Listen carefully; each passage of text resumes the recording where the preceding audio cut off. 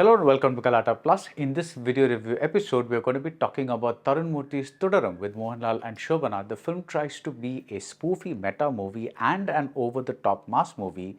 The Drishyam-like story involves a murder, and once again, Mohanlal becomes an ordinary family man put in extraordinary circumstances, but the intrigue factor, it's drowned out by the loud mass treatment. The rest of this review may contain spoilers. I think this is what Tharun Moorthy has tried to do with Thudarum. He has tried to make a meta movie by taking one of Mohanlal's most beloved films, Drishyam, and filtering it through the lens of star worship. In Drishyam, Mohanlal played a movie-crazy family man who runs a cable TV service. In Thudarum, he plays a family man named Benz, and he was actually in the movies as a stunt person. In Drishyam, Mohanlal's character was called George. Here, that name belongs to someone else. In Drishyam, we had the cover-up of an accidental murder involving a young woman caught in a compromising position. In Thudarum, we get a mention of a young woman caught in a compromising position, and yes, here too, a young man ends up killed, and a cover-up follows. And in both films, the family of the protagonist ends up tortured by a relentless cop. The difference is the mass flavor in Thudarum, the relentless hero worship that borders on what we just saw in Good, Bad, Ugly. In Drishyam, Mohanlal played an almost invisible character in the sense that he disappeared into George Kutti. Here, he is Mohanlal the star. The film opens with a quote, "When elephants walk, the forests walk with them." A little later, the Mohanlal character, who is a driver, tells his passengers that they need not be afraid of elephant herds. It's only the solo rogue elephants that are dangerous. And of course, the hero turns out to be the solo rogue elephant. He may drive an ambassador, but there is a reason people call him Benz. The look may be classic, perhaps even a little bit old and rounded, but don't be fooled. He's every bit a sleek, new age machine. This may be stretching the metaphor, but what's the logo of the Benz car? A star.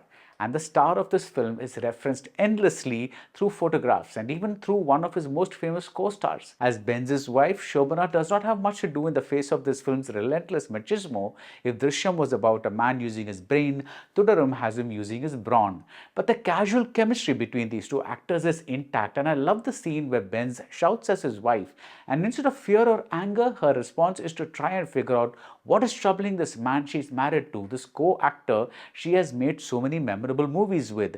The lines between real and real blur so much that it takes an effort to pull yourself out and say that despite these older stars, this is a new movie. Ben says that fights were the major factor that created all the major stars of our cinema, and accordingly, the second half of Thudarum is filled with action scenes befitting one of our most major stars. The action is intentionally over the top, but after a point, the film offers diminishing returns. One, the plot of Drishyam is so ingrained in us that a mere tweak in tonality isn't enough to sustain an entire movie.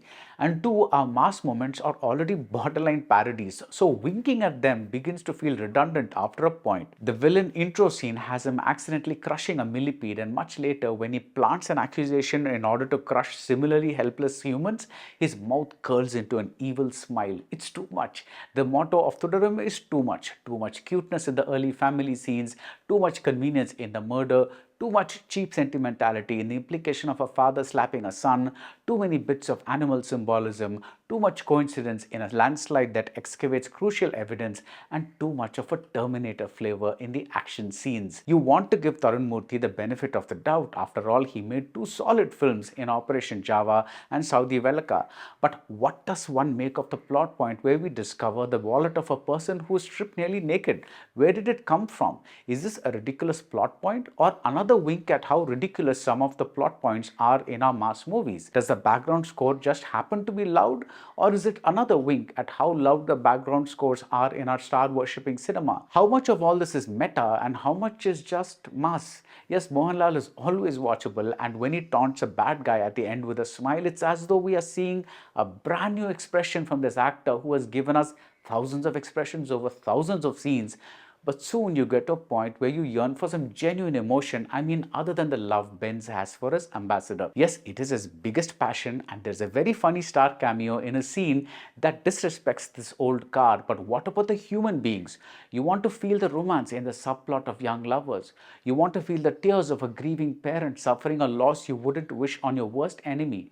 You want to feel the mounting tension when our protagonist is up against odds. There are some strong performances from the likes of newcomer Prakash Verma, but the writing reduces most people to caricatures. Thudarum is fun for a while, but with all the talent involved, it ends up feeling like a minor diversion as we wait for the main event, namely Drishyam 3. And that's it about Thudarum. If you like this video review, do subscribe to Galatta Plus and see you soon at the movies.